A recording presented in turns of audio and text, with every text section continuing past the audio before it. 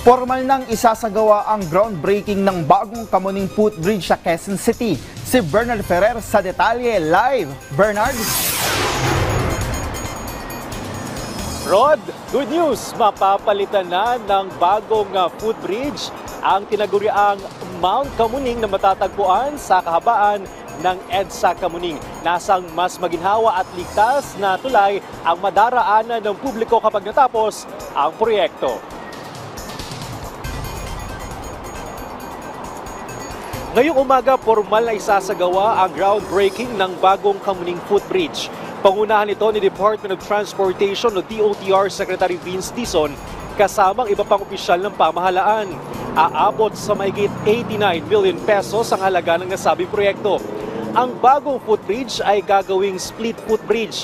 Ang northbound side ay malapit sa tanggapan ng Department of Public Works and Highways habang ang southbound steps ay nasa harapan ng isang residential building. Konektado rin dito ang EDSA busway para mas mapadali ang pagdaan ng mga pasahero. Batay sa bidding call, kailangan makumpleto ng contractor ang proyekto sa loob ng 180 days. Nitong Hunyo ay pinagutos si Pangulong Ferdinand R. Marcos Jr. kay Secretary Dizon na palitan ang kasalukuyang footbridge na kasing taas ng 5 palapag na gusali. Hindi ito madaling madaanan ng publiko, lalo na ng mga senior citizen at persons with disabilities.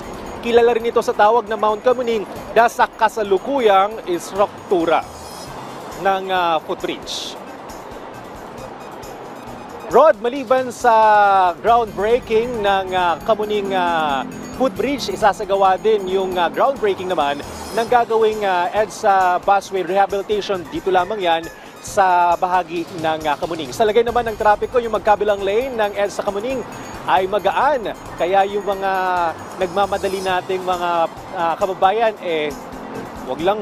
wag lang magkakaskas o masyadong matulin yung pagpapatakbo ng kanilang mga sasakyan. Paalala po sa ating mga motorista ngayong Huwebes, bawal po ang mga plaka nagtatapos sa numerong 7 at 8 mula alas 7 ng umaga hanggang alas 10 ng umaga at alas 5 ng hapon hanggang alas 8 ng gabi. Balik sa iyo, Rod.